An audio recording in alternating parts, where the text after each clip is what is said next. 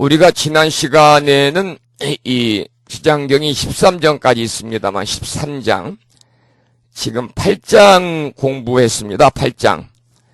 그래서 8장 염라왕들이 찬탄하는 염라왕 중 찬탄품, 오늘은 5번째 258쪽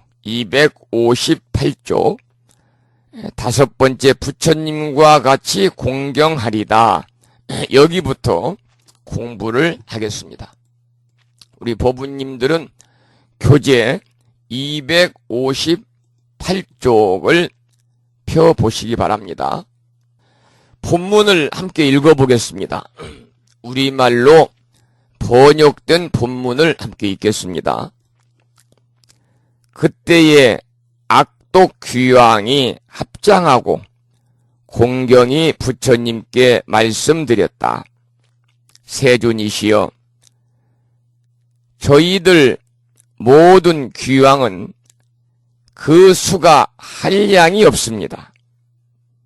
연부제에서 혹 사람을 이익되게도 하며 혹 사람을 손해보게도 하여 각각 같지 아니함은 업의 과보 때문에 그런 것입니다. 저희 권속들이 세계를 돌아다녀 보니 악함은 많고 선함은 적었습니다. 사람들의 가정이나 혹 성읍이나 마을이나 장원이나 주택을 지날 때 혹 어떤 남자나 여인이 털끝만한 작은 선이라도 닦으면서 한 개의 깃발이나 한 개의 일산이나 적은 향과 적은 꽃으로 불상과 보살상에 공양을 올리고 혹 훌륭한 경문을 독송하거나 향을 사루어 법문의 한 구절 한 개송에 공양한다면 저희들 귀왕은 이 사람에게 공경하기를 과거, 현재, 미래의 모든 부처님과 같이 합니다. 그리고 모든 작은 귀신들로서 각각 큰 힘이 있고 토지를 맡은 이들에게 명령하여 즉시 호위하도록 하고 나쁜 일이나 횡액이나 몹쓸 병이나 마음에 맞지 아니한 일들이 이 사람의 집 근처에 얼씬거리지도 못하게 할 것입니다. 그런데 어찌 그 문 안에 들어가게 하겠습니까? 부처님께서 귀왕을 칭찬하여 말씀하셨다. 훌륭하고 훌륭하구나.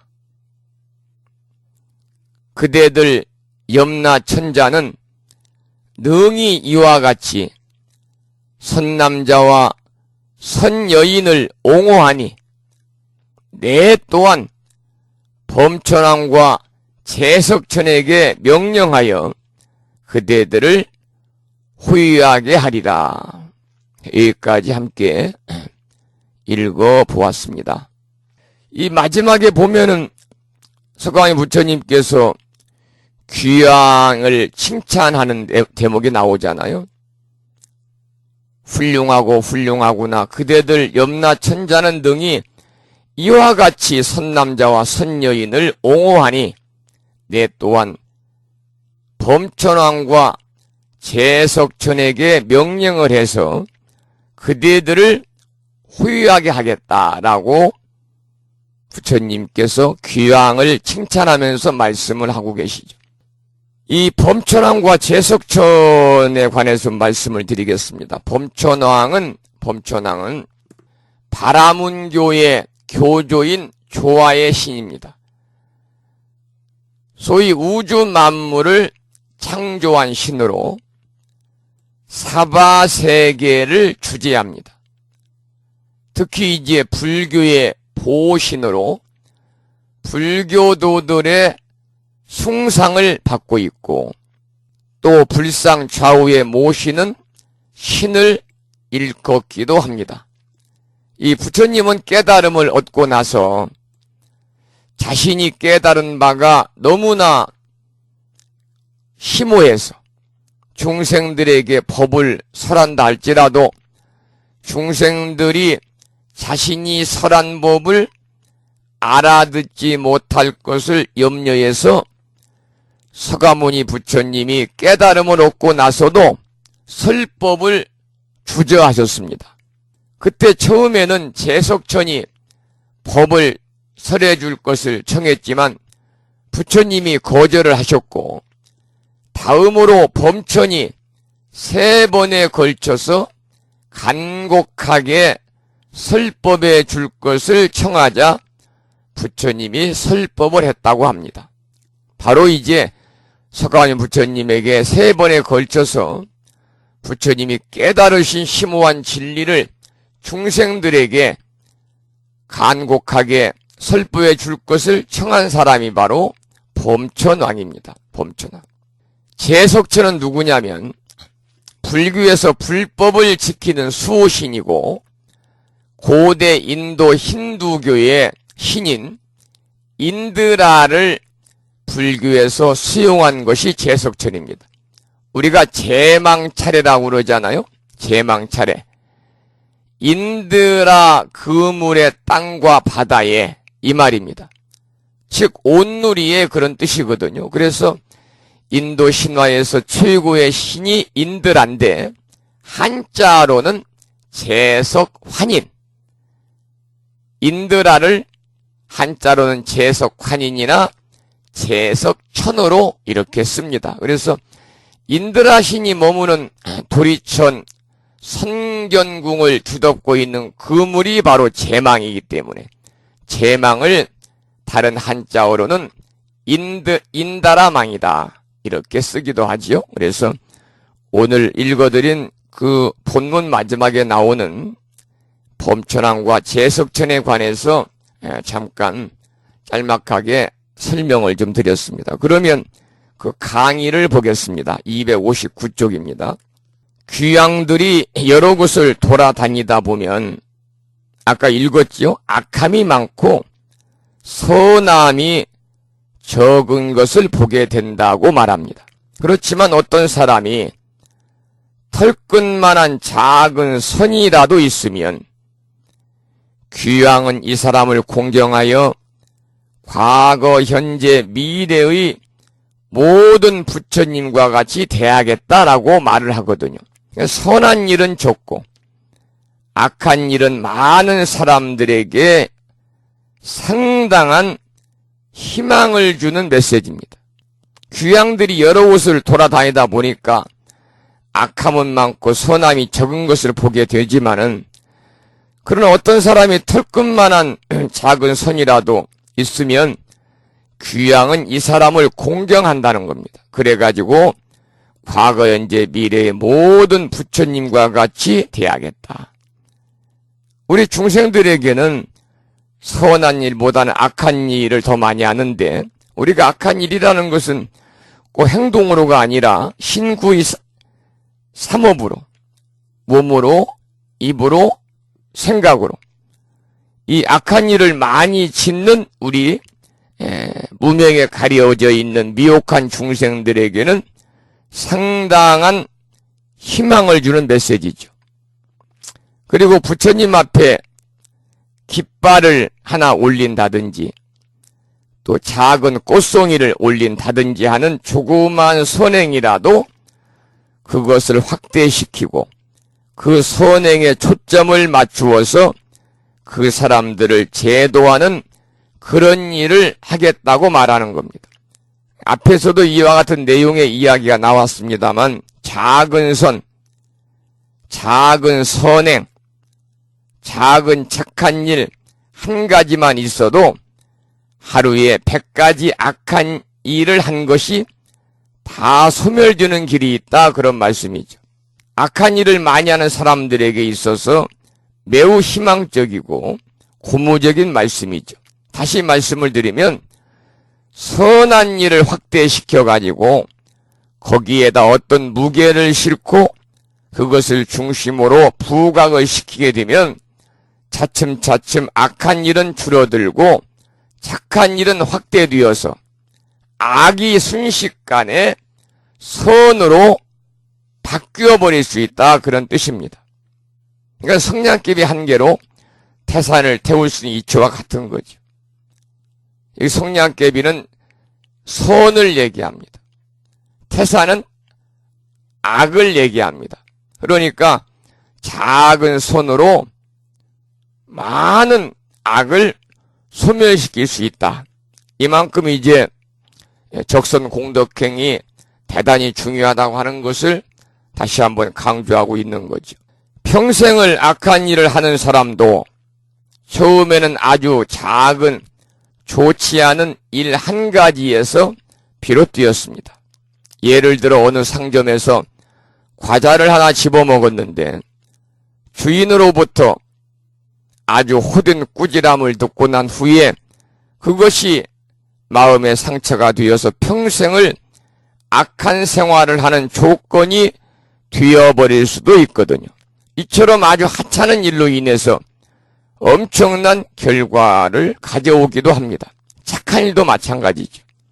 어느 소설가는 문인이 되게 된 동기가 초등학교 선생님의 작은 칭찬에서 비롯되었다는 회고록을 써놓은 것을 본 적도 있다, 이렇게 적었어요. 그래서 우리가 이 작은 선행, 작은 선, 착한 일 한 가지만 있어도 하루에 100가지 악한 일을 한 것이 다 소멸된다고 하는 그러한 말씀이기 때문에 우리가 선한 일, 작은 선행, 착한 일을 부단히 지어나가도록 노력을 해야 되겠지요. 그런 사람들을 귀양들은 부처님과 같이 공경하겠다, 그 말입니다. 260쪽에 나고 죽음에 임해서 꼭 지켜야 할 일, 우리말 해석본 261쪽 가장 밑에부터 함께 읽어보겠습니다. 여러분도 저녁 공양들 하시고 이제 졸릴 시간도 되고 하니까 함께 소리내서 읽으시면 졸음이 좀 달아나겠지요. 261쪽 가장 밑에입니다. 이 말씀을 하실 때에 법회 중에 한 귀양이 있는데 이름을 수명을 맡은 귀양이라고 하였다. 수명을 맡은 귀양이라서 주명입니다. 주명 귀양입니다. 주명 귀양. 그가 부처님께 말씀드렸다. 세존이시여, 저는 본래 어변으로 연부제 사람들의 수명을 맡아 날 때와 죽을 때를 제가 모두 알아서 주관합니다. 사람의 수명을 맡은 귀양이니까요. 주명 귀양이기 때문에 이 연부제 사람들의 수명을 맡아가지고 태어날 때와 죽을 때를 모두 주관하는 그러한 귀양입니다. 제 본래의 원은 사람들에게 매우 큰 이익을 주고자 한 것이지만은 이 중생들이 제 뜻을 알지 못하고 사람들의 나고 죽음을 이루게 한다 하여 모두 불안해합니다. 왜냐하면 이것은 연부제 사람들이 처음 태어날 때에 남자나 여자를 불문하고 다만 착한 일을 하게 되면 집안에 이익이 더하고 토지신도 절로 기뻐함이 한량 없을 것입니다. 자식과 어머니를 보호하여 큰 안락을 얻고 가족도 이로울 것입니다. 혹 아이를 낳은 뒤에도 조심하여 생명을 죽이지 말아야 됩니다. 그런데 여러 가지 비린 것들을 가져다가 산모에게 먹이며 널리 친척들을 모아놓고 술을 마시고 고기를 먹으며 노래하고 검은고를 타며 피리 불어서 잠으로 하여금 안락하지 못하게 합니다. 그렇게 하면 아이를 낳을 때에 무수한 악귀와 도깨비들이 비린내 나는 피를 먹고자 하는데 내가 미리 사택과 토지의 신들에게 지시하여 아이와 어머니를 옹호하여 그들로 하여금 안락하고 이익하게 됩니다. 이와 같이 안락함을 입었으므로 곧 복을 베풀어 모든 토지신들에게 보답해야 하거늘 도리어 산 것을 죽여놓고 권속들을 모았으니 이것 때문에 재앙을 범하여 스스로 받음으로 자식과 어머니가 함께 손상을 입습니다.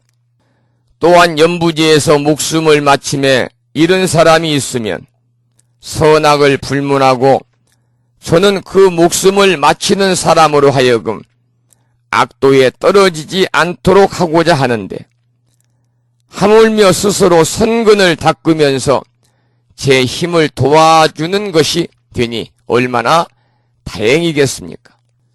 그러나 이 연부지에서 선을 행한 사람도 목숨을 마칠 때 또한 백천의 악도의 귀신들이 혹은 부모로 변신하고 또는 여러 권속으로 변하여 돌아가신 분을 인도하여 악도에 떨어지게 하거든 하물며 본래 스스로 악을 지은 사람이겠습니까? 세존이시여, 이와 같이 연부지의 남자나 여인이 명이 마칠 때를 당하면 정신이 혼미하여 선악을 분별하지 못하고 또한 눈과 귀로 아무것도 보고 들을 수 없습니다. 이때 그의 가족들이 마땅히 큰 공양을 베풀고 좋은 경문을 읽으며 부처님과 보살의 명호를 위어야 합니다. 이와 같은 선한 인연은 능히 망자로 하여금 모든 악도를 여의게 하며 모든 마와 귀신을 모두 흩어져 사라지게 합니다. 세존이시여, 일체의 중생들이 목숨을 마칠 때가 되어 만약 한 부처님의 명호나 한 보살의 명호나 혹 대승경전의 한 구절이나 한 개송을 얻어 들을 수 있다면 제가 보기로는 이와 같은 사람들은 오무간 지옥에 떨어질 살생의 죄를 제하고는 소소한 악업으로 악도에 떨어질 사람은 곧 해탈을 얻게 하겠습니다. 부처님께서 주명귀양에게 말씀하셨다. 그대는 크게 사랑하는 마음으로 능히 이와 같은 큰 원을 바라여 생사 중에서도 모든 중생들을 보호하니 만약 미래 세상 중에 남자나 여인이 있어 태어나거나 죽을 때 그대는 이 원력에서 물러서지 말고 모두 해탈시켜 영원히 안락을 얻게 하도록 하라. 귀양이 부처님께 여쭈었다. 원컨대 심려하지 마십시오. 저는 이 몸이 마치도록 순간순간이라도 연부지의 중생들을 옹호하여 태어날 때나 죽을 때에 모두 안락을 얻도록 하겠습니다. 다만 바라는 바는 모든 중생들이 나고 죽을 때 제 말을 믿고 받아들이면 해탈하지 못할 사람이 없을 것이며 큰 이익을 얻을 것입니다. 조금 본문이 길었습니다만 함께 읽어봤고요. 263쪽에 보면은 이 오무간지옥이라는 말이 나와요. 무간지옥이라는 말이 나오죠. 무간지옥. 특히 이제 지장경에서 이 무간지옥이라는 말이 많이 나옵니다만은 무간지옥은 말 그대로 없을 무자 사이간자를 써서 소위 불교에서 말하는 8대 지옥 중에서 가장 아래에 있는 지옥인데요. 무간입니다. 잠시도 고통이 쉴 틈이 없다. 잠시도 고통이 쉴 날이 없다. 그래서 무간지옥이라고 하는데 이 무간지옥을 이제 다른 말로는 아비지옥이다. 아비지옥이다.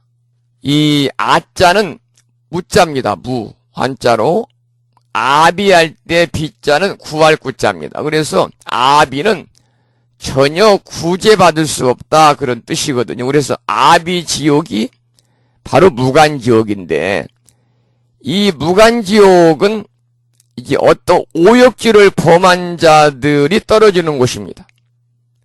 오욕질은 뭐냐면 부모를 살해한 자, 자신의 어머니 아버지를 살해한 자죠. 또 부처님 몸에 피를 낸 자, 불신 출혈이라고 그러죠.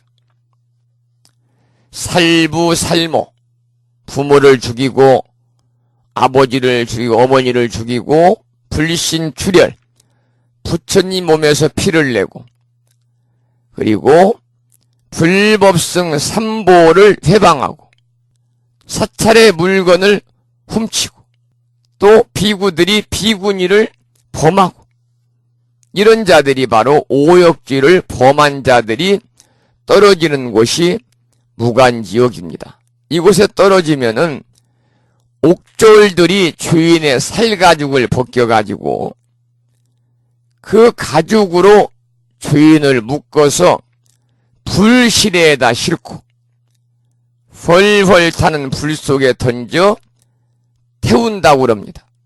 그러니까 얼마나 끔찍한 곳인가는 미루어 짐작할 수가 있겠죠.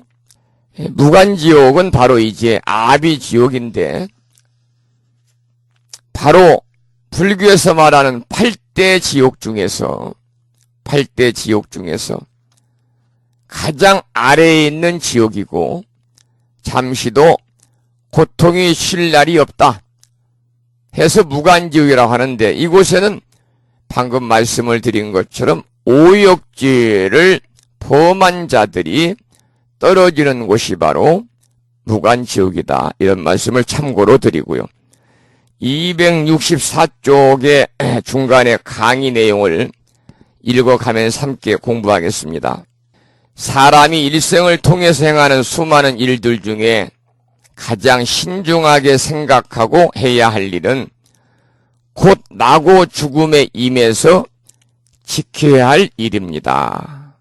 사람의 생명을 맡은 주명, 주인주자 목숨명자, 사람의 생명을 맡은 주명귀왕은 그 문제, 사람이 나고 죽음의 문제에 대해서 대단히 중요한 메시지를 전하고 있죠.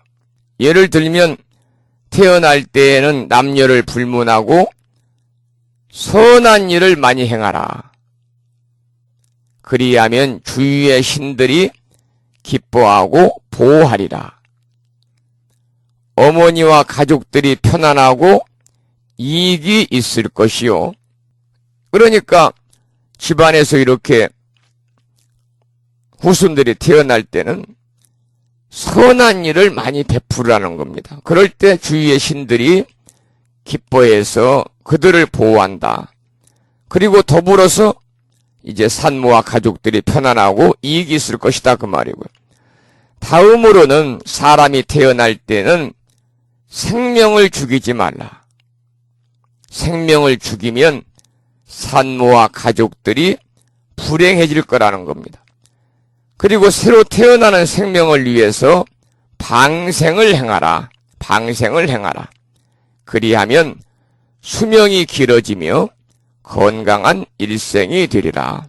요즘에는 이제 옛날처럼 물고기를 사서 강이나 호수에 풀어주는 방생은 거의 않지요.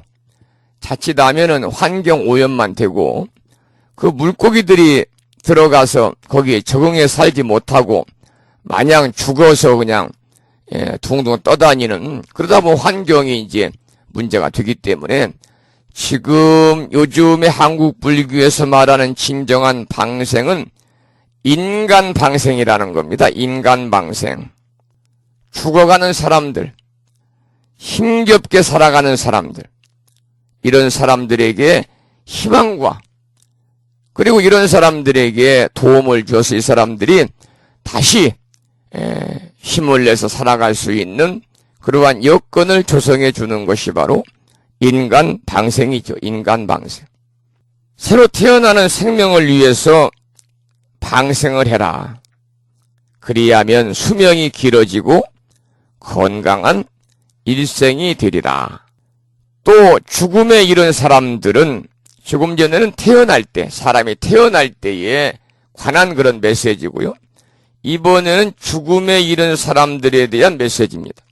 죽음에 이른 사람들은 선을 행하면 선이 더욱더 증장하여 복이 많을 것이고, 악을 행하는 사람은 악이 더욱 증장하여 악도에 떨어지리라. 선을 행하는 일은 사람의 수명을 관장하는 주명귀왕의 일을 덜어주는 일이 되고, 악을 행하는 일은 악한 귀신들이 더욱 기뻐하는 일이기 때문이다. 특히 선한 일에 있어서는 가족들이 연부를 들려드리고 경전을 읽어드리며, 사람이 죽음에 이르면 가족들이 선한 일을 많이 해야 된다는 거예요. 그리고 가족들이 연부를 들려드리고 또 경전을 읽어드리고, 그리고 죽음에 이르신 사람을 위해서 보시와 공양을 베푸는 일이다 라고, 이렇게 주명귀왕이, 사람의 생명을 맡은 주명귀왕이 태어날 때와 죽음에 이른 사람들에 대한 그러한 메시지를 전달하고 있죠.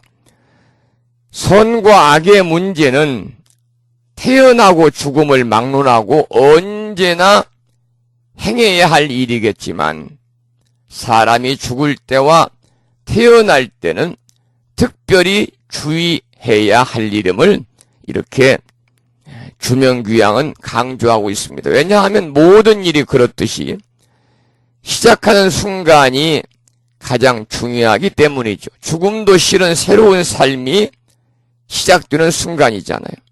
죽음이라는 것도, 죽으면 모든 게 끝나는 게 아닙니다. 우리 육신은 지수화풍 사대로 흩어져 버리지만은, 사람이 죽으면은 사람을 염습을 해서 입관을 해서 매장을 하든 화장을 하든, 화장을 해서 납골당에 모시든 산고를 하든 가족 납골묘에 봉안하든지 간에, 사람이 죽으면 무조건 육신은 지수화풍 4대가 흩어져 버립니다.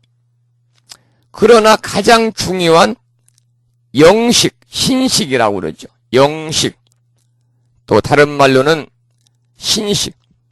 영식은 확연하게 남아있기 때문에, 영식은. 왜냐하면 다음 생을 받아야 되니까요. 그러니까 사람이 죽으면 죽음으로 끝나는 게 아니라 또 새로운 시작을 예고하는 거죠. 그래서 죽음도 실은 새로운 삶이 시작이 되는 것이고, 죽음이라는 것은 태어나는 일은 새 생명의 출발점이죠. 죽음은 새로운 삶이 시작되는 순간이요, 태어나는 일은 새 생명의 출발점이기 때문에 어느 때보다도 그 순간을 특별히 주의를 기울여야 한다, 그 말입니다. 실로 새 인생의 출발점에 서서 그 감동과 경이로움은 이루다 말할 수 없을 것입니다. 사람들 앞에서 노래를 한 곡 불러도 그 시작은 떨리기 마련인데, 새로운 인생이라고 하는 크나큰 무대 위에 올라서 한 생의 공연을 시작하는 순간인데 얼마나 중요한 순간이냐, 그 말이죠. 참으로 정성을 다하고 지혜를 다 동원하여 신중에 신중을 다하여 모든 것을 완벽하게 진행하려는 마음제서를 가져야 됩니다. 경전은 아마도 그러한 마음에서 결집되고 편찬되었을 것입니다. 우리의 삶이라고 하는 것은 가능하면 사는 방향으로 나아가려고 합니다.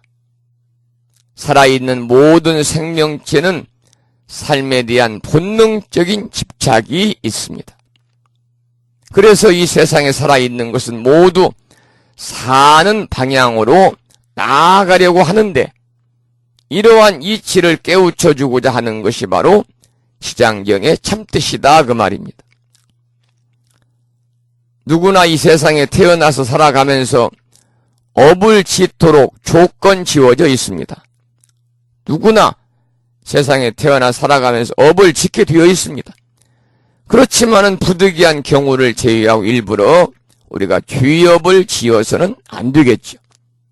아이를 축하하기 위해서 모인 자리라면 아이에게 이익이 되는 일을 해야 되는데 오히려 건강과 생명에 해를 입히는 방향으로 모임을 갖고 축하한다는 것은 잘못된 일이다. 그래서 한 생명의 탄생을 축하하거나 또 돌아가신 분의 제사를 지내면서 돌아가신 이를 추모하기 위해서 생명을 죽이는 일은 너무나 잘못된 일이다. 그러니까 전 시간도 말씀을 드렸습니다마는 이 사람이 죽었을 때 사람 장례식장에서 이 공양을 내놓잖아요. 공양.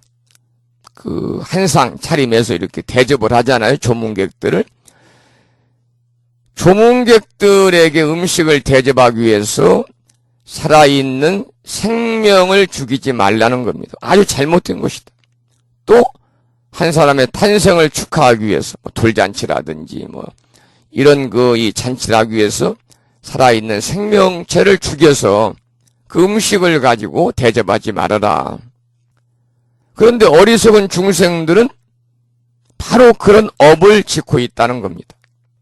자기가 살려고 하면서 오히려 죽을 짓만 골라서 하고 있는 거죠. 우리가 지혜의 눈이 없다 보면 그런 누를 범하게 됩니다. 자신에게 지혜가 부족하면 지혜 있는 사람의 지혜를 빌려 쓸 줄도 알아야 되겠죠. 그러다 보면은 자기의 지혜로 만들어지는 것이니까요. 그 무한한 부처님의 지혜를 우리가 배워서 부처님의 지혜를 우리 것으로 만들어야 된다는 겁니다. 그래서 지금 읽어드린 그 본문에서는 이 사람의 목숨을 주관하는, 생명을 주관하는 주명 귀신이 볼 때 중생들의 행동이 참으로 어리석게 보이는 거죠. 바로 그러한 내용을 설명해 놓고 있습니다. 자, 그러면은 그 다음 수명을 관장하는 귀왕이 주명귀왕이라고 그랬잖아요. 수명을 관장하는 귀왕, 주명귀왕이 성불의 수기를 받다. 뒤에도 이제 강의하면서 설명해서 이렇게 상세하게 나옵니다마는 이 성불의 수기라고 하는 것, 성불이라는 것은 부처가 되는 것이 성불입니다. 부처가 되는 것이 성불이고, 이제 수기를 받다 그럴 때 수기라고 하는 것은 뒤에도 나옵니다마는 수기라고 하는 것은 일종의 부처님의 예언과도 같은 겁니다. 일종의 부처님의 예언과도 같은 거예요. 그래서 물론 이제 수기를 받게 되면 그 사람이 보살행을 충실히 해야 됩니다.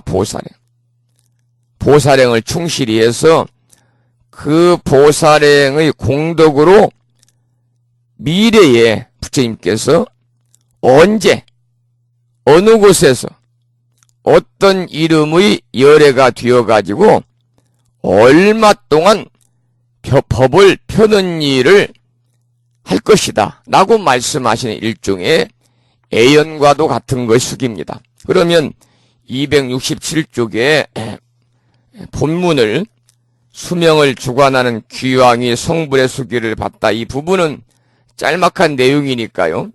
이 부분을 본문을 함께 읽어보겠습니다. 그때의 부처님께서 지장보살에게 이르시었다. 이 대귀왕은, 여기서 대귀왕은 누구냐면 주명귀왕입니다.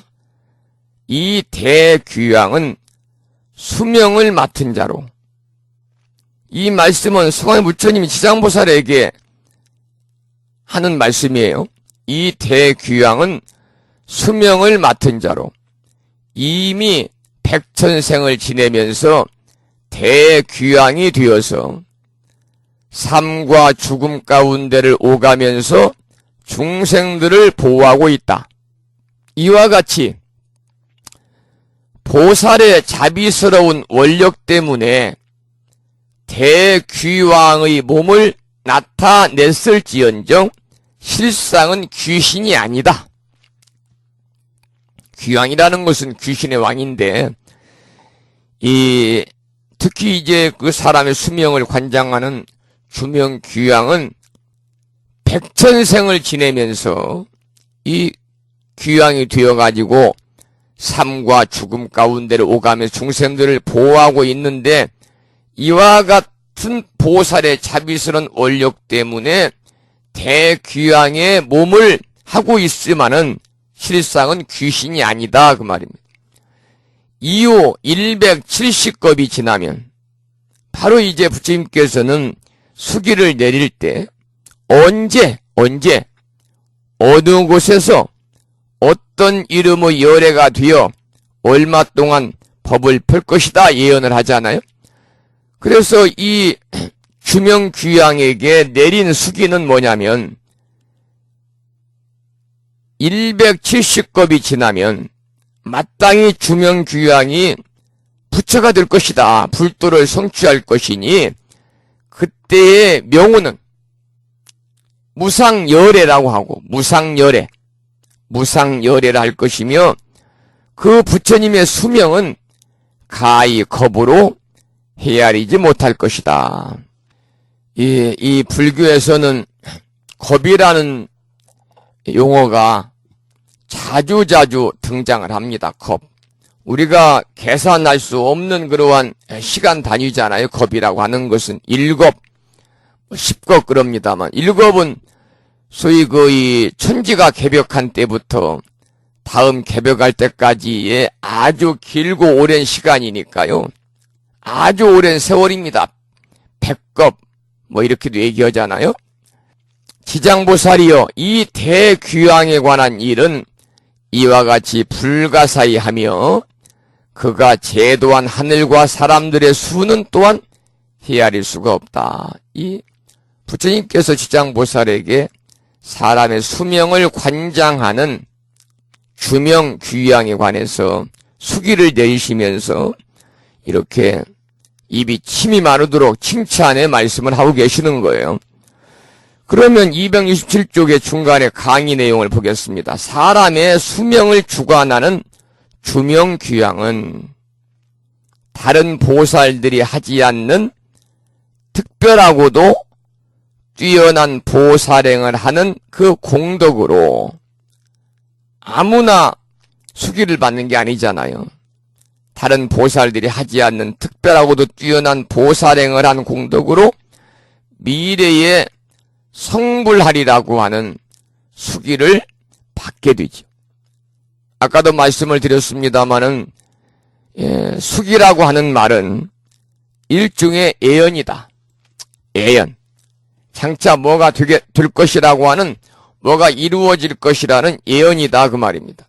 그래서 이 수기는 상해 부처님이 제자들에게 수행을 통해서 얻은 깨달음의 결과로, 그러니까 부단히 수행을 해서 또 공덕을 쌓아서 공덕의 결과로 또는 깨달음의 결과로 언제 어디서 어떤 부처가 되리라고 예언을 주는 것이 바로 수기입니다. 수기. 여기서 숫자는 줄 숫자고 기자는 적을 기자입니다. 기록하다 그럴 때 기록할 기자를 쓰죠. 수기라는 말은 일종의 예언으로서 부처님께서 제자들에게 수행의 결과로서 방금 말씀을 드렸죠. 수행의 결과로서 미래에 언제 어느 곳에서 어떤 이름의 열애가 되어 얼마 동안 법을 펴는 일이 있게 되리라는 말씀을 하시는 것이 수기입니다. 부처님의 제자로서는 최상의 영광이겠죠. 수기를 받으면 수행자로서 신명을 다 바쳐서 불도를 닦아가지고 그 결과를 부처님으로부터 수기를 통해서 보장받는다고 하는 것은 수행자로서는 무엇하고 형용할 수 없는 최상의 축복이요 최고의 기쁨일 것입니다. 우리가 법화경에 보면 특별히 수기하시는 일이 많이 나와요. 법화경에. 다른 제자들은 수기를 받는데 자신은 수기를 받지 못하거나 수기가 늦어지면 염려하고 낙심하는 모습들을 법화경에서 많이 볼 수가 있는데, 그만큼 수기라고 하는 것은 부처님의 제자로서는 더없이 중요한 일이다 그 말입니다.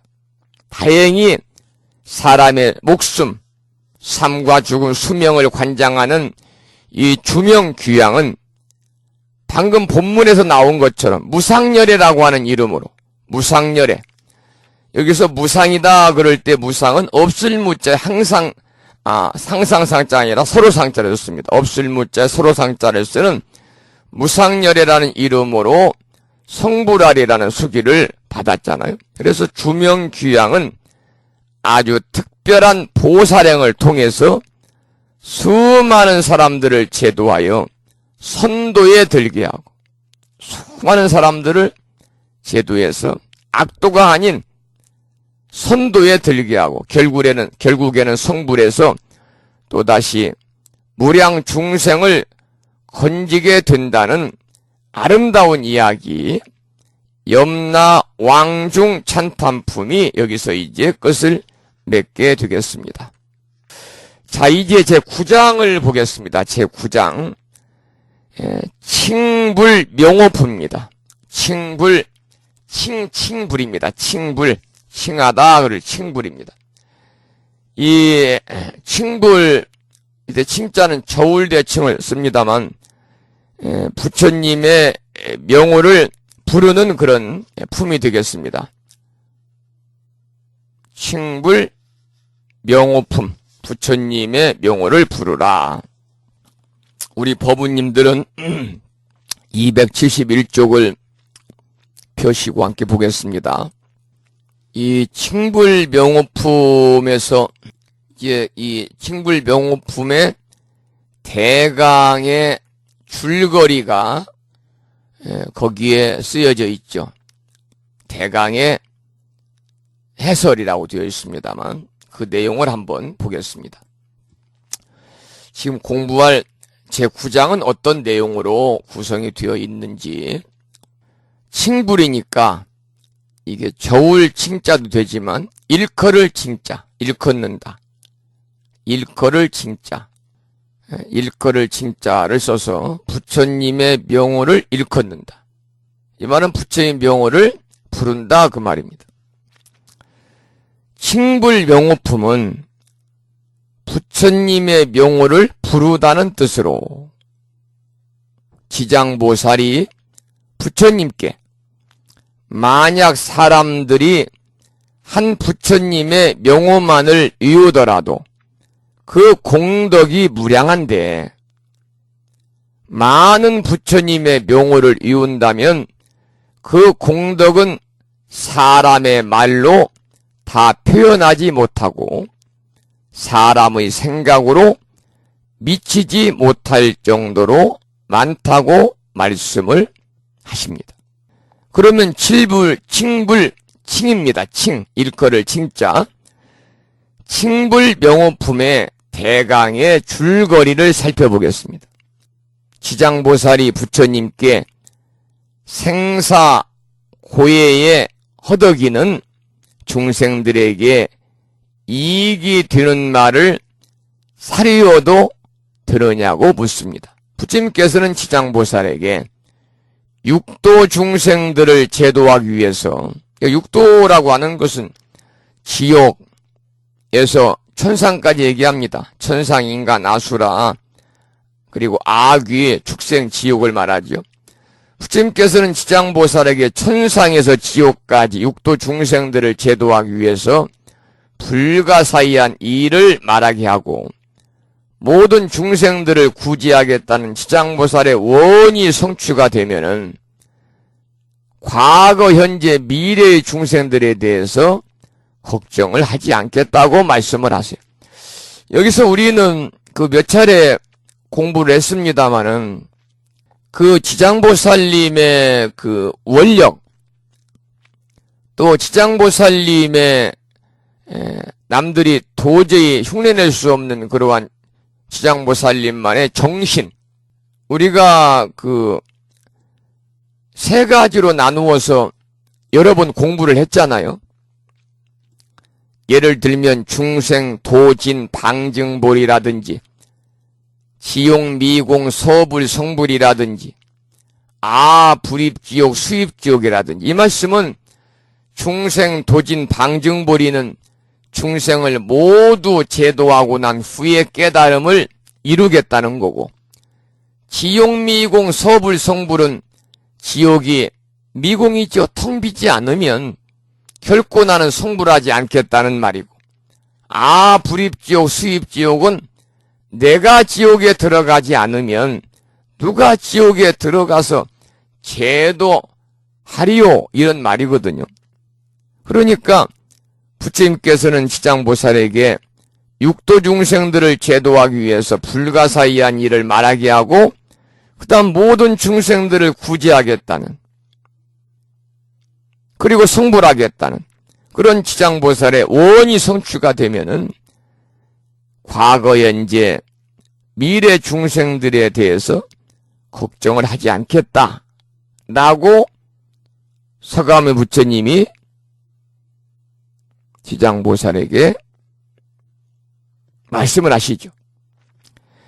이어서 지장보살은 과거 오랜 겁전에 여러 부처님 시대에 각기 부처님의 명호를 듣고 공경심을 내어가지고 그 공덕으로 오랜 기간 동안 육도에 윤회해야 할 죄업을 소멸했다고 말합니다.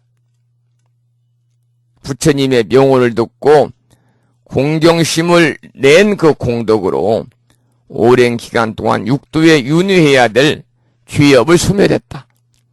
과거의 부처님으로는 무변신열애, 보승열애, 보상열애 등을 예로 들어서 설명을 하고 계십니다. 272쪽입니다. 그런데 한 부처님의 명호만 외워도 공덕이 한량이 없는데 하물며 여러 부처님의 명호를 이루고 귀의하는 마음을 내면 그 공덕은 또한 헤아릴 수 없이 많다고 이렇게 말을 하죠. 그 공덕은 산 사람이나 죽은 사람에게 다 같이 큰 이익을 주는데 만약 어떤 사람이 죽음에 다다라서 그를 위해서 한 부처님의 명호만 큰 소리로 외워도 이 대단히 중요한 내용이죠. 만약 어떤 사람이 죽음에 다다랐는데 임종을 앞둔 사람을 위해서 한 부처님의 명호만 큰 소리로 외워도 그 사람이 받아야 할 죄업이 모두 소멸된다 그 말입니다. 그러니까 남을 위해서 이처럼 부처님의 명호를 외워도 그 공덕이 큰데 중생들이 스스로 부처님 명호를 외운다면 그 공덕은 어때요? 더욱 클 것이다 그 말입니다.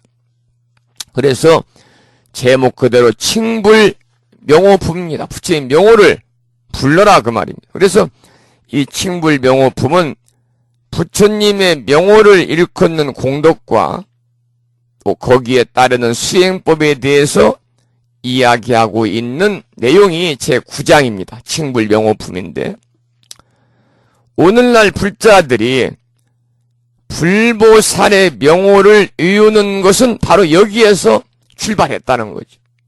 칭불 명호품에서부터 출발해서 오늘날 불자들이 불보살의 명호를 염불하고 있다 그 말입니다.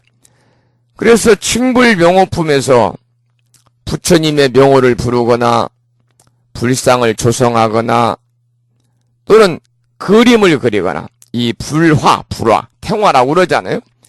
부처님 명호를 부르거나 불상을 조성하거나 탱화나 불화를 그리거나 또는 부처님 전에 공양을 올리는 선근을 통해서 공덕이 있다는 이야기는 곧 우리가 부처님의 명호뿐만이 아니라 여러 성인들의 이름을 부르면서 기도하는 그 원형이 바로 관세음보살 보문품과 아울러서 이 지장경에서도 할 수가 있다 그 말입니다. 우리가 관세음보살 보험품 보면은 관세음보살 명호를 이유라고 그러잖아요. 이유면 그 여러분들 불심사 불자 법요지에 봐도 그 뒤에가 우리말 관세음보살 보문품이 있습니다. 그래서 그 내용을 저도 이제 불심사에서 이 법회할 때 축원하는 시간 동안에 우리 법우님들에게 읽으세요, 읽어보세요라고 얘기를 많이 하고 있습니다만은 그 관세음보살 명호를 부름으로 인해서 얻을 수 있는 가피와 또 관세음보살님 이 공덕에 관해서 말씀을 이제 쭉 나오잖아요. 그래서 관세음보살 보문품에 보면 물론 뒤에 개순도 있습니다만 우리 중생들에게 여러 가지 환란이 닥쳐서 고통을 겪는 그러한 그 예들이 많이 나오거든요. 그럴 때 심지어 이제 삼재의 재앙, 바람의 재앙, 풍재, 물의 재앙, 수재, 불의 재앙, 화재뿐만이 아니라 감옥을 면치 못하는 옥살이 재앙도 있고 도둑대를 당하는 재앙도 있고 전쟁터에 나가는 재앙도 있습니다만 그럴 때 관세음보살을 명호를 칙명 일심으로 관세음보살의 명호를 부르게 되면 관세음보살님의 가피로 그러한 어려운 재앙이나 환란에서 모두 떨쳐진다 하는 내용이 나오거든요. 그래서 바로 이제 관세음보살 보문품과 더불어서 이 지장경을 통해서 이제 이 부처님 명호를 많이 불러야 된다 하는 것을 강조하고 있는 거죠. 그러면 여기서 부처님 명호를 듣고 공경해서 귀의하면 무량겁의 죄업이 녹을 수 있는 이유를 살펴본다는 거죠. 왜 부처님 명호를 듣고 공경해서 귀의하면 무량겁의 죄업이 녹을 수 있느냐? 첫째는 명호라는 그 자체가 매우 심오한 상징적인 의미를 가지고 있다는 거죠.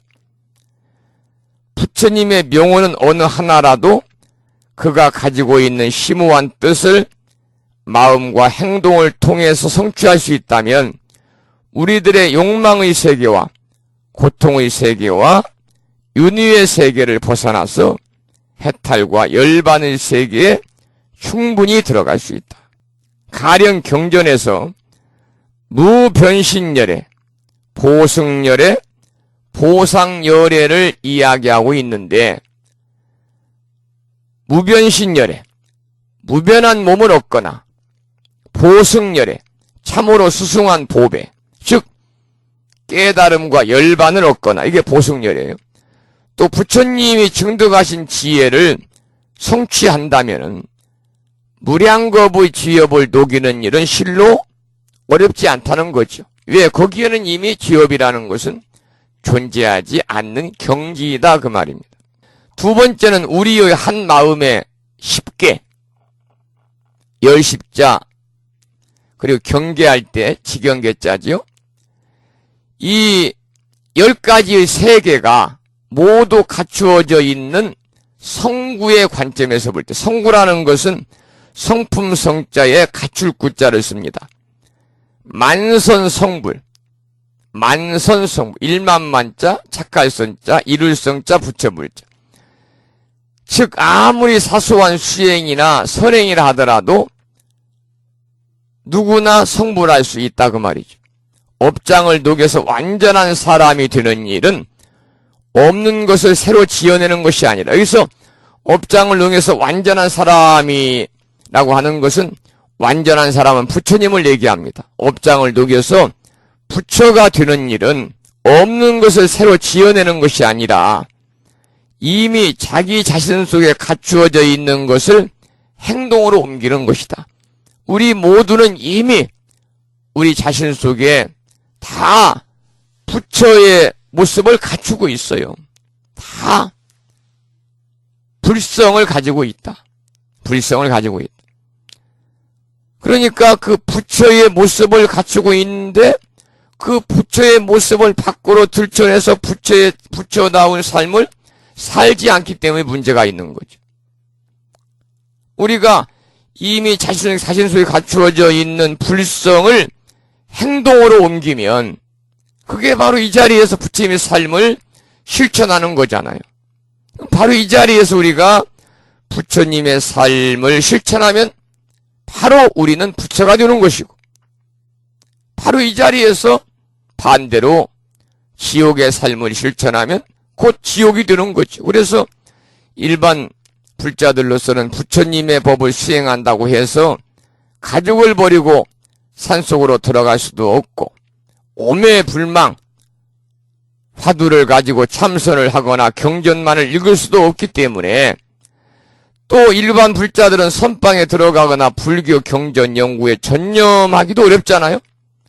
그래서 업장이 두텁고 어리석고 신심이 미약한 우리 중생들로서는 지금 당장 할 수 있는 가장 손쉬운 수행법이 뭐냐?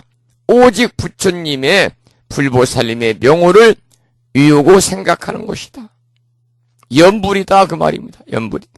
우리가 연불처럼 쉬운 수행법이 없습니다. 시간과 공간 아무런 제약을 받지 않는 것이 연불입니다. 걸어가면서도 지장보살, 누워서도 지장보살, 앉아서도 지장보살.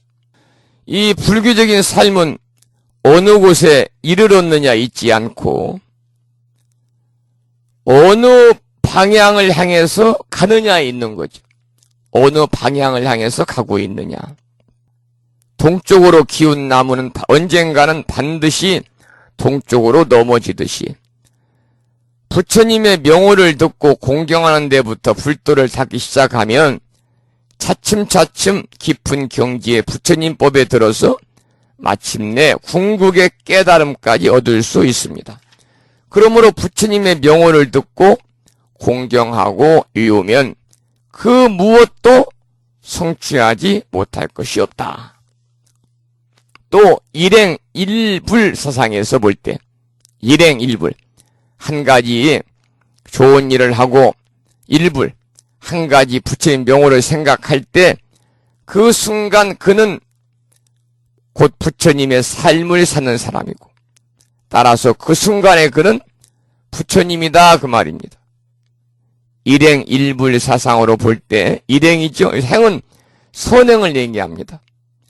한 가지 좋은 일을 하고 일불, 한 가지 부처님 명호를 생각할 때 그 순간 그는 곧 부처님의 삶을 사는 사람이고, 따라서 그 순간에 그는 곧 부처님이다. 예컨대 전에도 이 말씀을 드렸습니다마는 어떤 사람이 5분간에 앞을 보지 못하는 눈먼 장님의 흉내를 낸다면 그 사람의 5분간의 삶은 바로 맹인입니다. 맹인. 또 5분간의 부처님의 흉내를 낸다. 즉 부처님의 행을 5분 동안 한다면 그 사람의 5분간은 바로 부처님이에요. 부처님. 이러한 원리가 곧 하나의 행동이 부처님의 행동이면 그 하나의 행동을 하는 사람은 곧 부처님이라고 하는 일행일불의 사상이죠. 일행일불의 사상이다. 사람은 누구나 원래로 부처님입니다. 원래 우리는 다 부처님이니까요. 모두가 다 부처님이죠. 사람은 누구나 원래로 부처님입니다. 그러므로 새삼스럽게 부처가 되려는 생각을 하지 말고 이미 부처니까 부처로 살려는 생각을 하는 것이 바람직하다는 거예요. 사람은 누구나 원래로 부처님이기 때문에 새삼스럽게 부처가 되려는 생각을 하지 말고 이미 부처니까 부처로 살려는 생각을 해라 그 말입니다.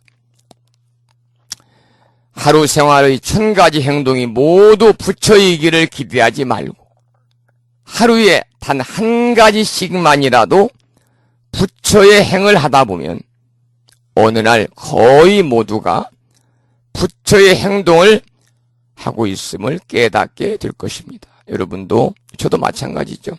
완벽하게 하루 24시간 삶 자체를 부처님으로 살기는 어렵잖아요. 하루에 한 가지씩만이라도 부처로서의 행을 하다 보면 언젠가는 자신의 모든 삶 자체가 부처의 행동을 하지 않을까. 이렇게 미루어 짐작할 수가 있겠죠. 자, 그러면은 무변신열애와 보승열애를 보겠습니다. 275쪽이고요. 본문을 함께 따라서 읽어보겠습니다. 9시 20분입니다만 이제 졸음이 슬슬 올 시간이니까 졸음이 오시는 분들은 좀 기지개도 켜시고 물도 한 잔, 찬물도 한 잔 드시고 잠깐 밖에도 나갔다 오시고 그래서 잠을 좀 깨셔야 공부가 되는 거죠. 흐릿해 있으면 무슨 말인가 그냥 긴가민가 한쪽 귀로 흘러나가고 안 됩니다. 275쪽을 함께 읽어보겠습니다. 함께 읽으면 또 졸음이 또 사라지니까요. 그때의 지장보살 마살이 부처님께 말씀드리기를 세존이시여 저는 지금 미래세의 중생을 위하여 이익되는 일을 연설하여 생사 중에서 큰 이익을 얻게 하고자 합니다. 다만 원컨대 세존이시여 제 말씀을 들어주십시오. 부처님께서 지장보살에게 이르시기를 그대는 지금 자비심을 내어 육도에서 죄고를 받는 일체의 중생을 구제하고자 불가사의한 일을 연설하려고 하느냐. 지금이 바로 그때이니 다만 속히 말하여라. 나는 곧 열반에 들어갈 것이니 그대로 하여금 이 원을 일찍이 마치게 한다면 나 또한 현재와 미래의 일체 중생들에 대해 근심함이 없을 것이다. 지장보살이 부처님께 말씀드리기를 세존이시여 과거세의 무량 아승직업에 부처님이 계셔서 세상에 나오셨으니 호를 무변신열애라 하였습니다. 만약 어떤 남자나 여인이 이 부처님의 이름을 듣고 잠깐 사이라도 공경심을 내게 되면 곧 사식겁의 생사의 무거운 죄고를 뛰어넘을 것입니다. 하물며 그 부처님의 형상을 조성하고 그림으로 그려서 공양하고 찬탄하는 일이겠습니까? 그 사람이 얻은 복은 한량이 없고 끝이 없습니다.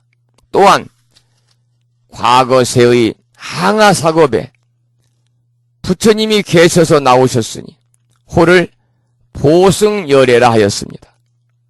만약 어떤 남자나 여인이 이 부처님의 이름을 듣고 손가락을 한번 튕길 사이라도 발심하여 귀의하면 이 사람은 무상도에서 영원히 물러나지 아니할 것입니다. 퇴전하지 아니할 것입니다. 자, 그러면 그 읽은 본문에 대한 강의를 보겠습니다. 276쪽이죠.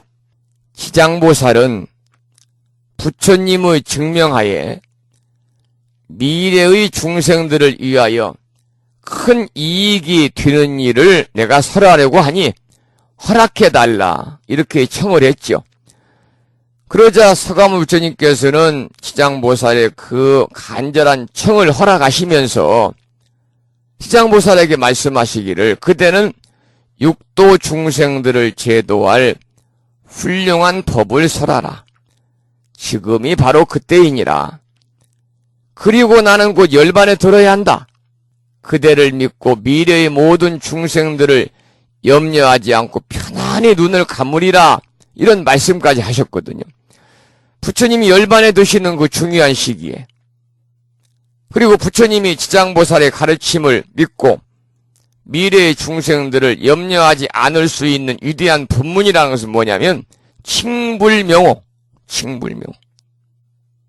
즉 부처님께 귀의하고 부처님을 모시고 예배드리고 부처님께 공양하고 존중하고 찬탄하는 일입니다. 이 무변신열애로부터 불가설의 무량한 부처님을 열거했는데요. 도대체 불가설에 한량 없는 부처님이란 누구를 뜻하겠습니까? 그것은 많고 많은 무량불가설의 사람들을 이시한 모든 생명들을 뜻한다. 무량한 부처님이라는 것은 많고 많은 무량불가설의 사람들을 포함해서 모든 생명체들을 뜻하는 걸로 봐야 된다는 거죠. 한량한 부처님이라는 것은요. 모든 사람들은 본질적으로 부처님의 성품을 지닌 순수한 부처이기 때문에 그래요. 그래서 우리가 화엄경에서 일체 중생의 개유불성이라고 그러잖아요. 일체 모든 생명체는, 생명이 살아있는 중생은 개유불성이라 모두 다 부처의 성품을 가지고 있다. 그러니까 모든 사람들은 본질적으로 부처님의 성품을 지닌 순수한 부처님이다 그 말입니다. 사람들을 존중하고 찬탄하고 예배하고 공경하고 공양하는 일이야말로 가장 큰 복전이다. 더 이상의 복전도 없고 더 이상의 공덕도 있을 수가 없습니다. 우리가 이제 복전이란 말을 많이 하잖아요. 복전이 돼야 된다. 절에 가면은 뭐 어느 절이고 막론하고 복전함이라고 하는 것이 다 부처님 앞에 놓여있지 않습니까? 복전이라는 것은 이 복복자 받전자를 쓰거든요. 그래서 공양을 받을 만한 소위 법력이 불법의 위력이죠. 공양을 받을 만한 법력이 있는 사람에게 공양을 하고 선행을 쌓아가지고 자신의 내생의 복을 마련하는 일입니다. 그러니까 우리가 이 중생의 복전이 되기 위해서는 스님들이 중생들로부터 공양을 받을 만한 수행자로서의 올바른 삶을 살아야 된다. 여러분들 지난주 토요일날 SBS에서 방영한 그것이 알고 싶다라는 프로그램 보셨습니까? 주지스님의 두 얼굴이라는. 공양을 받을 만한 출가 수행자로서의 자질이 없는 거죠.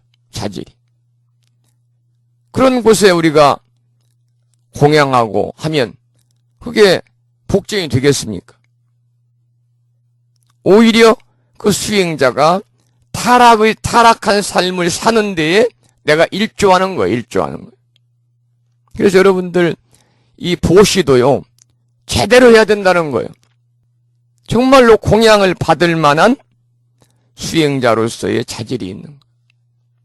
정말 공양을 받을 만한 출가한 스님으로서의 참다운 수행자의 삶을 살아가고 있는가?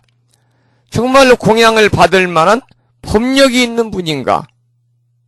여러분이 파악을 해서 그런 분들에게, 그런 스님에게, 그런 절에 여러분이 공양 올리고 시주하고 보시하고 그러므로 선행을 쌓아서 다음 생의 복을 여러분이 꼭 마련하십사. 이런 부탁을 드려. 그것이 진정한 복전이다. 그런 말씀을 드립니다. 여기서는 이제 그런 복전보다는 사람들을 존중, 찬탄하고 예배, 공경하는 일, 이것이 가장 큰 복전이라고 그랬습니다. 277쪽 보시면 화엄경에도 인시복전이라, 인시복전이라, 사람 인자를 쓰고 시자는 발을 시자라 썼죠. 발을 시자. 인시복전. 사람이야말로, 인간이야말로 모든 행복의 원천이고 공덕의 어머니고 그 터전이다 그 말입니다. 그러니까 사람이야말로 진정한 부처님이다. 사람 밖에 달리 다른 부처가 있을 수 없기 때문에 모든 공덕과 행복과 최상의 도라고 하는 것은 사람을 존중하고 찬탄하고 예배하고 공경하는 데서부터 시작이 된다.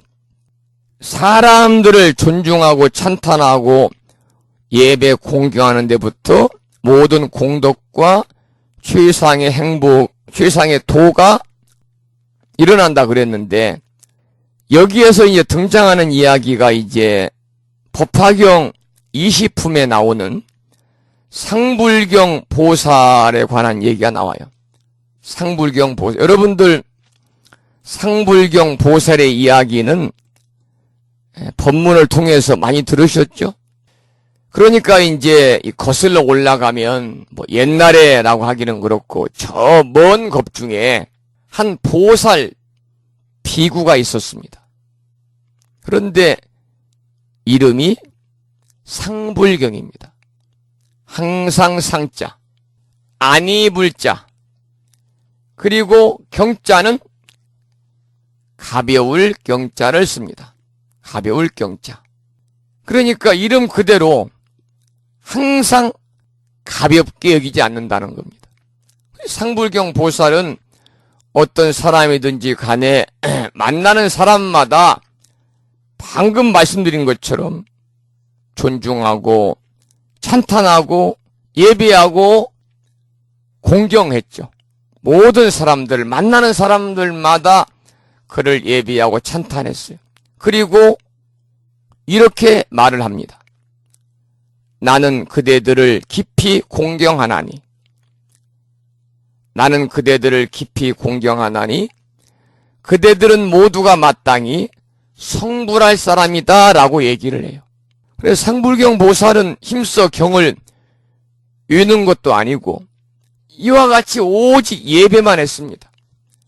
사람들이 모인 곳이 있으면 찾아가서 쫓아가서 예배하고 찬탄했죠. 나는 그대들을 깊이 공경하나니 그대들은 모두가 마땅히 성불할 사람입니다.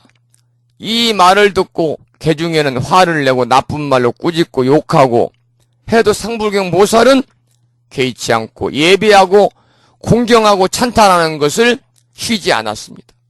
사람들이 돌을 던지고 때리고 그러면 그걸 피해가지고 멀리 달아나면서도 높은 소리로 외쳤습니다. 그대들은 모두 성불할 사람이다. 이게 이제 법화경 상불경 보살품에 나옵니다. 그래서 법화경에는 이 상불경 보살이 바로 서가모니 부처님의 전신임을 밝히고 있습니다. 부처님은 태어나자 7걸음을 걸으시고 동서남북 사방을 둘러보시고 천상천하 유아독존이라 하늘 위 하늘 아래 내가 오직 존귀하다라고 외쳤잖아요. 이 부처님의 탄생계잖아요. 그래서 존재의 절대적인 위험성을 드러내는 겁니다. 부처님은 또 깨달음을 이루시고 맨 처음 이렇게 말씀하셨어요. 신기하고 신기하여라. 이 모든 사람들이 열의 지혜를 다 갖추고 있구나. 그런데 어리석고 미혹하여 그 사실을 알지 못하고 보지 못하는구나. 모든 사람들이 열의 지혜를 다 갖추고 있건만은 그러나 어리석고 미혹하여 그 사실을 알지 못하고 보지 못하는구나.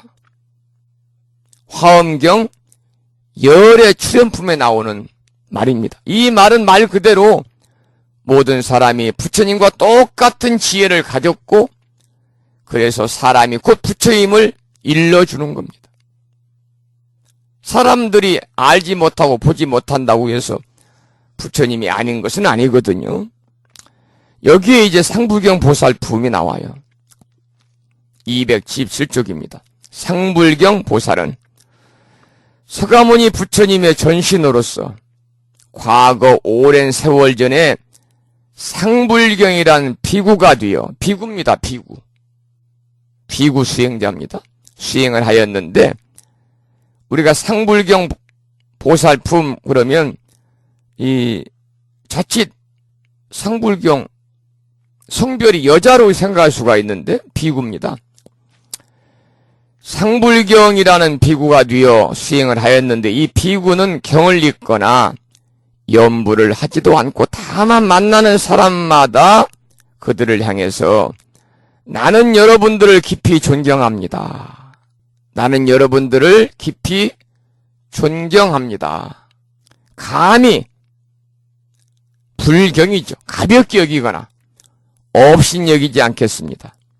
왜냐하면 여러분들은 다 보살도를 행하여 성불할 것이기 때문입니다. 라고 외치면서 또 그들을 향해 예배하는 일로 수행을 삼았습니다. 상불경 비구가요. 멀리서 사부 대중이 보이면 언제나 달려가서 또다시 나는 여러분들을 깊이 존경합니다. 감히 업신여기거나 가볍게 여기거나 업신여기지 않겠습니다. 왜냐하면 여러분들은 다 보살도를 행하여 장차 성불할 것이기 때문입니다. 라면서 예배를 올렸지요. 그들이 욕하거나 때리거나 상관하지 않고 언제나 그와 같은 수행을 하였습니다.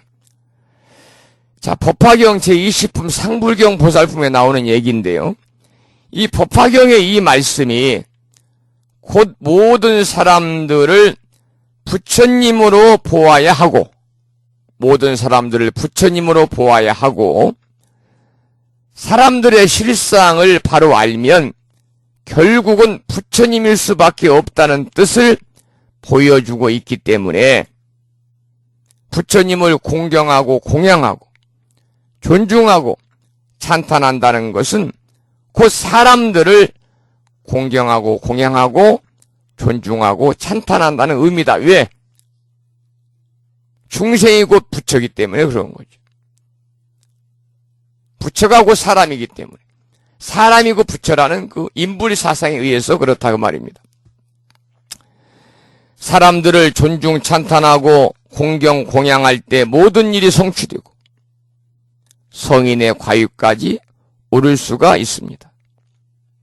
우리도 모든 사람들을 존중 찬탄하고 공경하고 공양하자고요. 그럴 때 모든 일이 성취되고 또 우리가 마지막에 가고자 하는 구경열반의 깨달음의 길에도 오를 수가 있겠죠. 보살의 경지와 부처의 경지까지 보장이 된다는 겁니다. 사람들을 존중하고 찬탄하고 공경하고 공양하면 모든 일이 성취되는 것은 물론이거니와 성인의 과유까지 올라서 보살의 경지와 부처의 경지까지 보장이 된다. 참으로 대단한 메시지잖아요. 실은 사람들을 존중, 찬탄하고 예배, 공양하는 일이 곧 부처님이 중생을 위해 대자비를 베푸는 일입니다. 사람들을 위해서 대자비를 베푸는 일을 하는 사람이라면 그가 곧 부처님이요. 그가 곧 보살입니다. 달리 부처가 있고 달리 보살이 있는 게 아니다. 사람들을 위해서 대자비를 베푸는 일을 하는 사람이면 그 사람이 부처요, 그 사람이 보살이지. 달리 부처가 있고 달리 보살이 있는 게 아니다. 이런 말이죠. 선문에서는 278쪽 중간입니다. 구류, 동거, 일법계, 자라, 장리, 살진주라는 말이 있습니다.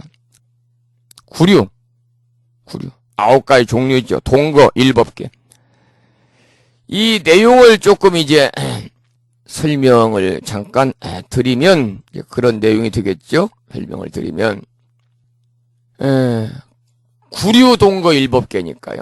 각가지 종류의 생명들과 각가지 종류의 온갖 천지 만물과 삼라만상이 같은 법계에 살고 있는 모습이 그 다음에 자라장리 살진주라 영롱하게 마치 영롱하게 빛나는 진주들을 아름다운 비단 위에다가 뿌려놓은 듯하다 그 말입니다. 그러니까 이 세상도 이 세상에 존재하는 모든 것들도 모두가 더없이 아름답고 더없이 존귀하고 더없이 소중한 것이다 그런 뜻입니다. 차별이 없다는 거죠. 차별이 없다. 이 세상에 그 많고 많은 생명들 우리 모두 함께 이 땅에 살고 있으며 자금색 비단 위에 진주구슬을 뿌려놓은 것과 같이 아름답고 사랑스러워라, 그런 뜻인데요. 이 선문에서 이제 나오는 말인데, 역시 이 화엄경 일품 세주묘원품에 나오는 그런 말씀이에요. 선계라고 그래요, 선계. 이 얼마나 사람들을 그리고 모든 생명들을 긍정적으로 보았느냐 그 말입니다. 정말이지 세상에서 가장 소중하고 값지고 아름답고 어여쁜 존재로 사람들을 본 거예요. 깨달음의 안목으로 보면은 분명히 모든 사람들은 그와 같이 소중하고 존경할 부처님이다. 그러니까 우리가 중생의 눈으로 볼 때와 깨달음의 눈으로 볼 때는 확연히 다른 거예요. 깨달음의 안목으로 보면 분명히 모든 사람들은 그와 같이 소중하고 그와 같이 존경할 부처님이더라 그 말입니다. 자, 그러면은 279쪽을 잠깐 보겠습니다. 파두마승열에 또 이제 이 부처님들이 쭉 열거에 나오는 거예요. 무변신열에 보승열에 공부했고 파두마승열에 사자우열에 구류순불열에 본문을 함께 읽어보겠습니다. 279쪽입니다. 또한 과거에 부처님이 계셔서 세상에 나오셨으니 호는 파두 마승열애였습니다. 만약 어떤 남자나 여인이 이 부처님의 이름을 듣고 귓가에 스치기만 해도 이 사람은 1000번이나 육욕천 가운데 태어남을 얻거든 하물며 어찌 지극한 마음으로 이름을 부르는 사람이겠습니까? 또한 과거 말로는 표현할 수 없는 아승직업의 부처님이 계셔서 세상에 나오셨으니 호는 사자우 열애였습니다. 만약 어떤 남자나 여인이 이 부처님의 이름을 듣고 한순간이나마 귀의하면 이 사람은 한량없는 여러 부처님을 만나서 마정수기를 얻을 것입니다. 마정수기에 밑줄 치시고요. 또한 과거세에 부처님이 계셔서 세상에 나오셨으니 호는 구류선불이었습니다. 만약 어떤 남자나 여인이 이 부처님의 이름을 듣고 지극한 마음으로 우러러 예배하거나 혹 찬탄하면 이 사람은 현겁천불의 회중에 대범왕이 되어 부처님이 된다는 수기를 얻을 것입니다. 그랬습니다.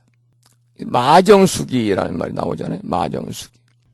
마정수기. 이 쉽게 말해서 마정수기라는 말은요, 열심히 수행하는 사람들에게, 열심히 수행하는 사람들, 보살이죠. 열심히 수행하는 사람들에게 부처님이 이마를 어루만지면서 미래에 부처가 될 것이라고 인정을 받는 의식이 마정수기입니다. 마정수기. 특히 이제 우리나라에서도 마정수기라고 티벳에서 온 스님들이 여러분들 마정수기 법회에 참석한 분도 계실지 모르겠습니다만은 티벳에서 이렇게 오신 스님들이 우리나라 불교 신자들의 이마를 만져주면 그것을 마정수기라고 합니다. 그래서 이것은 뭐냐면 이마를 만져주고 하는 것은 과거에 묵은 악업이라든지 과거의 묵은 악업, 금생, 전전, 다급생에 걸친 과거의 묵은 악업과 앞으로 미래세에 닥쳐올 나쁜 모든 일들을 스님들이 이마를 만져줌으로 인해서 과거의 묵은 악업은 소멸되고 미래에 닥쳐올 그러한 나쁜 일들은, 재앙들은 면한다. 그런 의미를 가지고 있어요. 그래서 특히 이제 우리나라 스님들은 이런 마정수기 하는 일이 없습니다만 절에서 마정수기 법회를 하는 걸 보면 꼭 티베트 스님들을 모셔다가 이렇게 마정수기 법회를 하는 경우를 보았습니다. 이 말을 만져주면서 다음 생에 부처가 될 것을 약속하는 거죠. 자, 그러면은 280쪽에 강의를 보겠습니다. 280쪽입니다. 지극한 마음으로 염불하면 좋은 과보를 받는다. 이 계속 누차 지금 나오는 얘기예요. 남이 부르는 이름을 귓가에서 듣기만 해도 소위 천상에 나는 큰 복을 얻는데, 자신이 지극한 마음으로 스스로 염불하면, 불보살의 명호를 부르면 그 공덕은 말할 수 없이 크다, 그 말입니다. 여러분, 이익은 공덕이란 말이 있습니다. 귀자 뿌리근 자. 이 이익은 공덕이란 말은 무슨 뜻이냐면, 귓가에 스치기만 해도 공덕이 있다, 그런 뜻입니다. 여러분들 염불을 하면 이처럼 커다란 공덕이 있어요. 지극한 마음으로 염불하셔서 수승한 공덕을 쌓으시기 바랍니다. 불교 수행의 단계를 말할 때 문사수의 3회를 드는데 먼저 많이 들어야 한다는 뜻입니다. 들을 문자, 생각할 사자, 닦을 수자, 문사수 많이 먼저 들어라. 그 다음 듣고 나서 생각 깊이 사유해라. 그리고 닦아라. 몸소 실천에 옮기게 되는 순서를 말합니다. 첫째는 법문을 많이 들어야 합니다. 들어서 깨우치고 나서 그것을 깊이 사유하여 마음속에서 정리를 해야 됩니다. 경험과 생활에 대비시켜 여과하고 재정리한 뒤에 몸소 실천에 옮기는 순서가 바람직합니다. 나무 파두마승열애불, 나무 사자우열애불, 나무 구류손열애불. 불교 공부를 하다 보면 이해하기 쉬운 경전도 있고 이해하기 어려운 경전도 만나게 되죠. 그 중에서 이해가 잘 안 되는 내용이라 하더라도요, 이건 공덕입니다. 그 경전의 소리가 귀 속으로 휙 지나가기만 해도 공덕이 엄청나게 크다, 그 말이에요. 여러분이 그러니까 경전 공부를 하거나 스님의 법문을 들을 때 이해가 안 돼도 그 부처님 말씀이 여러분의 귀 속으로만 지나가도, 귓가에 스치기만 해도 대단히 어마어마한 공덕이 있다, 그 말입니다. 그러니까 결론적인 말씀은 이해가 되든 안 되든 자꾸자꾸 듣는 공부가 매우 중요하다. 이것이 문사수 3회 중에서 문입니다. 많이 들어라. 경전 내용을 자꾸 들으라는 말은 마치 콩나물을 기르는 것과 같은 이치라고 그랬습니다. 우리가 콩나물을 기를 때 콩에다 물을 부어주면 흘러내리잖아요. 물은 고이지 않고 계속 흘러버립니다.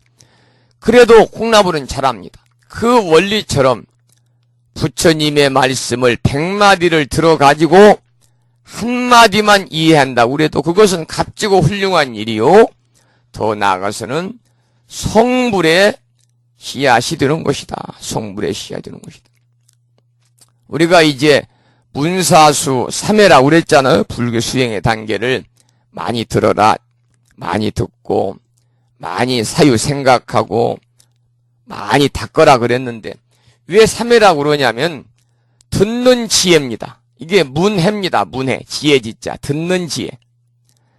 그 다음에 사해, 생각사자, 지혜해자, 생각하는 지혜.